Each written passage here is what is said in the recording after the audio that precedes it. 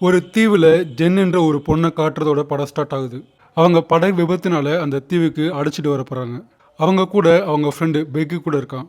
அவங்க அவன போய் செக் பண்ணி பார்க்குறாங்க. அவன் ரொம்ப காயப்பட்டிருக்க காரணத்தினால அவங்க கண்ணு முன்னாடியே இறந்து போறான். அதுக்கப்புறம் அவங்க அவன் பாடிய அங்கேயே விட்டுட்டு அந்த தீவை செக் பண்ண போறாங்க. அந்த ஐலாண்ட்ல யாருமே இருக்க மாட்டாங்க. ஃபுல்லா தனிமையா இருக்கு. அங்க சுத்திட்டு இருக்கும்போதே அவங்களுக்கு ஒரு மரத்துல தொங்கிட்டு இருக்க பை தெரியுது. அதுல லேடீஸ் பர்ஸு, சின்ன பிள்ளைங்க விளையாட்டு ஜாமான்லாம் தெரியுது. அது மட்டும் இல்லாமல் அதில் அவங்களுக்கு ஒரு மெடிசன் கூட தெரியுது.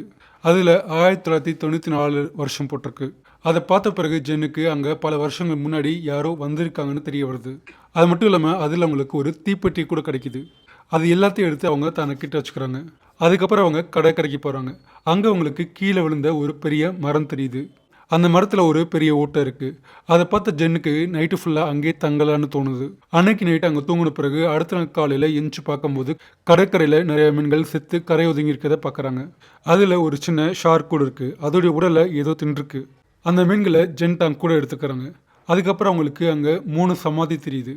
அதை பார்த்த ஜென் தன் ஃப்ரெண்டுடைய பாடி கூட அதிலே போட்டு மறைக்கிறாங்க. அதுக்கு அடுத்த நாள் ஜென் அதே தீவில் சுற்றிட்டு இருக்காங்க. சரியா அதே டைமில் ஜென் புதைச்ச அவங்களுடைய ஃப்ரெண்டு பாடியை வெளியே எடுத்து யாரோ பாதி தின்னது தெரிய வருது. அதை பார்த்து ஜென் ரொம்ப பயப்படுறாங்க. அந்த வேலையை யார் பார்த்தாங்கன்னு அவங்களுக்கு தெரியல. அது மூலமாக அந்த ஐலாண்டில் ஏதோ ஒரு கொடூரம் மிருகம் சுற்றுது அப்படின்னு ஜென்னுக்கு புரியுது. அதனால அவங்க ஒரு கட்டையை ஷார்ப்பாக வெட்டி ஒரு ஆயுதம் மாதிரி ரெடி பண்ணிக்கிறாங்க. அதுக்கடுத்து அவங்க கடற்கரையில் உட்காந்து அந்த ஜந்துக்காண்டி வெயிட் பண்ணிட்டு இருக்காங்க. ஆனால் நடுராத்திரி ஆனால் கூட அங்கே எதுவுமே வரல. இப்படியே காலையில் விடிஞ்சிருது. அதுக்கடுத்து அவங்க கடற்கரைக்குள்ளே குளிக்க போகிறாங்க. அங்கே கடலில் மிதக்கிற மாதிரி ஒரு சுர்கீஸ் தெரியுது. ஜென் அதை எடுக்க முடிவு பண்ணுறாங்க. கடலில் நீந்தி அந்த சுர்கீஸ் கிட்ட போகிறாங்க. அப்போ உங்களுக்கு கீழே ஏதோ இருக்க மாதிரி தோணுது. அதனால கடலுக்குள்ளே முங்கி என்ன இருக்குன்னு பார்க்குறாங்க. அப்போது கடலுக்குள்ளே அவங்களுக்கு ஒரு பெரிய ஓட்டை தெரியுது. அதை பார்த்து ஜென் பயப்பட்டு உடனே சுர்கீஸ் எடுத்துட்டு கரைக்கு போயிடுறாங்க. அதில் அவங்களுக்கு சில ட்ரெஸ்ஸு, ஷூஸ் கிடைக்குது. அதை அவங்க போட்டுக்கிறாங்க. அது மட்டும் இல்லாமல் அன்னைக்கிரவே அந்த சுர்கீஸ்க்குள்ளே வேறு என்னென்ன பொருட்கள் இருக்குது அப்படின்னு ஒவ்வொன்றா வெளியே எடுத்து பார்க்க ஆரம்பிக்கிறாங்க. அதில் அவங்களுக்கு சில ஃபோட்டோஸ் கிடைக்குது. ஒரு ஃபேமிலி இங்கே வெக்கேஷன் வந்திருக்காங்கன்னு ஜென்னுக்கு புரியுது. அந்த ஃபேமிலியில் ஒரு கப்பல் 2 பிள்ளைங்க இருக்காங்க. அப்போ தான் ஜென் மேலே ஒரு ஃப்ளைட் போகுது. அதை பார்த்த ஜென் உடனே தன்னுடைய ஃபயர் கன் எடுத்து சுட ஆரம்பிக்கிறாங்க. ஆனால் அதுக்குள்ளேயே அந்த ஃப்ளைட் ரொம்ப தூரம் போயிடுது. இதை கவனிக்கல. ஆனால் மேலே போன அந்த ஃபயர் திரும்ப கீழே வரும்போது அங்கே ஜென்னுக்கு ஒரு பெரிய உருவம் தெரியுது. அதை பார்த்து ஜென் பயந்து போயிட்டு உடனே செடிகளுக்கு இடையில் போயிட்டு ஒளிஞ்சுக்கிறாங்க. இன்னொரு பக்கம் அந்த கிரியேச்சர் ஜென்னை தேடிட்டு இருக்கு. அதை பார்த்து ஜென் இன்னும் பயப்படுறாங்க. அப்படியே அன்னைக்கு நைட்டு ஃபுல்லாக போகுது. அதுக்கு அடுத்த நாள் ஜென் ஒரு ஃபோட்டோ பார்க்குறாங்க. அந்த ஃபோட்டோவில் மிளிரிட்டு இருக்க 2 கண்ணு தெரியுது. அதை பார்த்த பிறகு நேற்று நம்ம பார்த்த அந்த மிருகம் இதான்னு அவங்களுக்கு புரியுது. அதுதான் அந்த ஃபேமிலியை கூட கொண்டிருக்குன்னு அவங்க புரிஞ்சுக்கிறாங்க. ஆனால் அவங்க இப்போது இன்னும் அதிகமாக பயப்படுறாங்க. உடனே அந்த ஐலாண்டை விட்டு போகணும்னு முடிவு பண்ணுறாங்க. அதுக்கடுத்து சூட்கேஸ் அவங்க பிரித்து பார்க்குறாங்க. அதில் அவங்களுக்கு ஒரு பெரிய லைஃப் ஜாக்கெட் கிடைக்குது. அதை எடுத்துகிட்டு அவங்க அந்த ஐலாண்ட்லேருந்து தப்பிச்சு போகலான்னு முடிவு பண்ணுறாங்க. அவங்க அந்த லைஃப் ஜாக்கெட்டை யூஸ் பண்ணி அந்த சூட்கேஸ் மேலே உட்காந்து அங்கேருந்து கிளம்ப ட்ரை பண்ணுறாங்க. ஆனால் அந்த சூட்கேஸ்க்கு வந்து அவங்க பிளான் ஃபெயில் ஆகுது. அங்கேருந்து அவங்களால போக முடியல. அதனால வேறு வழி இல்லாமல் அவங்க திரும்ப அந்த ஐலாண்டுக்கே போயிடுறாங்க.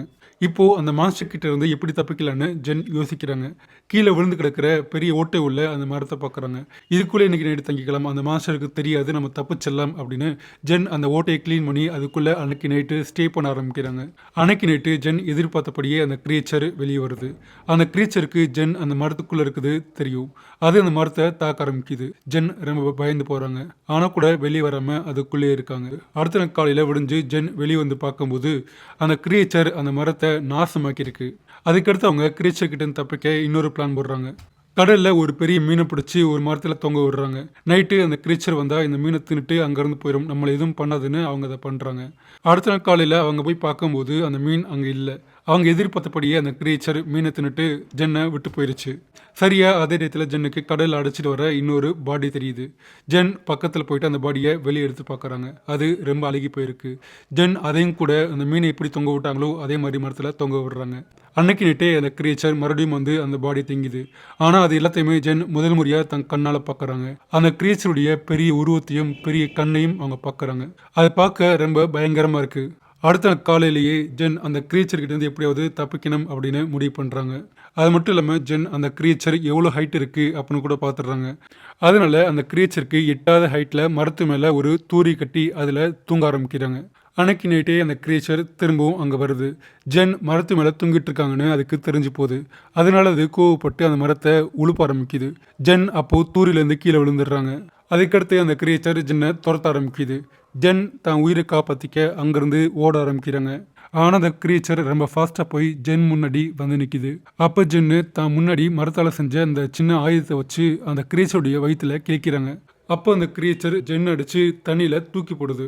அப்போ ஜென்னு எப்படியோ தன்னைத்தானே காப்பாற்றிக்கிறாங்க. அவங்க பார்க்கும்போது அந்த கிரியேச்சர் அங்கேருந்து போயிருக்கு. அதுக்கடுத்து ஜென் ஒரு மரத்து மேலே போயிட்டு ஒளிஞ்சிருக்காங்க. அடுத்த நாள் காலையில் விடிஞ்சு பார்க்கும்போது ஜென் காலில் பலத்த காயம் ஏற்பட்டிருக்கு. அதுக்கடுத்து அவங்க அந்த காயத்தை க்ளீன் பண்ண கடலுக்குள்ளே போகிறாங்க. அதே இடத்துல அங்கே மிதந்து வர்ற ஒரு சின்ன படகை காட்டுறாங்க. அது வேறு யாரும் கிடையாது, ஜென்னுடைய ஃப்ரெண்ட்ஸ் தான் 2 பேர். அவங்க ஏதோ ஒரு விதமாக சர்வே ஆகிட்டு கடைசியில் இங்கே வந்து சேர்றாங்க. அவங்க பேர் லோகஸ், மியா. ஜென் அவங்கள பார்த்த உடனே ரொம்ப ஆனந்தப்படுறாங்க. அவங்களுக்கு சாப்பிட மீன், கோகோனட் அதெல்லாம் கொடுக்குறாங்க.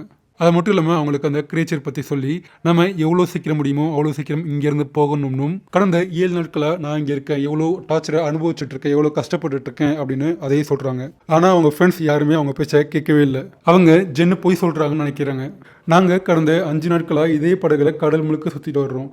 எங்களுக்கு இப்போ தான் இந்த ஐலாண்ட் கிடச்சிருக்கு, எங்களுக்கு இங்கேருந்து போக இஷ்டம் இல்லைன்னு சொல்கிறாங்க. அப்போ ஜென் அவங்களுக்கு தனக்கு கிடைச்ச பழைய ஃபோட்டோ காமிக்கிறாங்க.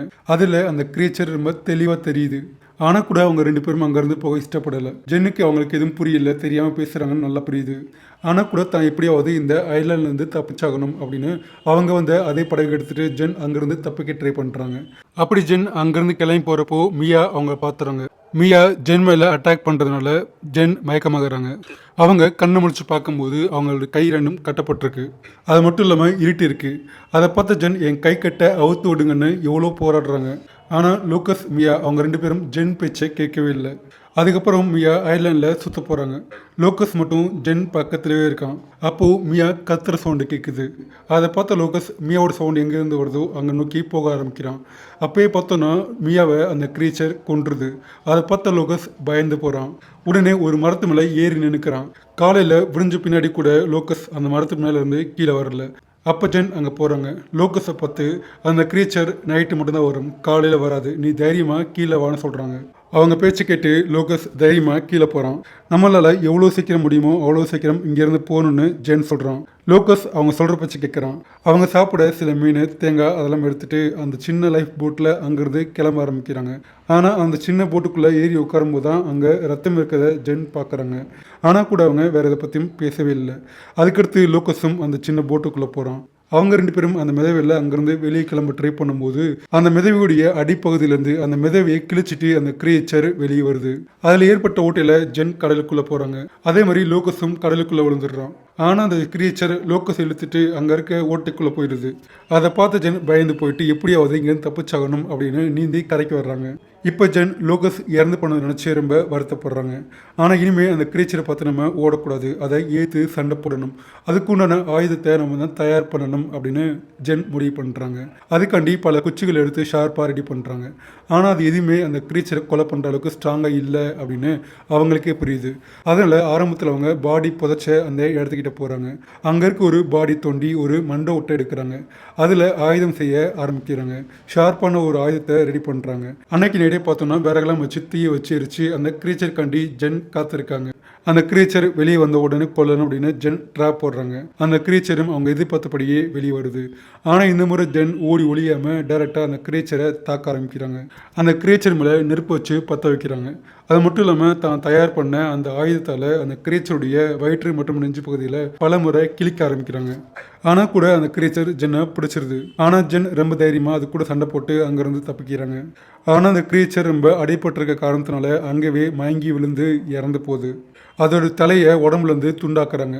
அதுக்கப்புறமா ஜென் பற்ற வச்ச நெருப்பு அந்த ஐலாண்ட் முழுக்க பரவ ஆரம்பிக்குது. ஐலாண்டே பற்றி எரியுது. அவ்வளோ பெரிய நெருப்பை பார்த்து யாராவது ஒரு ஆள் அங்கே கண்டிப்பாக வருவாங்க, நம்மளை காப்பாற்றுவாங்க அப்படின்னு ஜென் ஒரு மூலையில் உட்காந்துருக்காங்க. படம் அதோட முடியுது. ஸோ இது ஃப்ரெண்ட்ஸ் இன்னைக்கு video. Don't forget to subscribe and like. Okay, thank you for வாட்சிங்.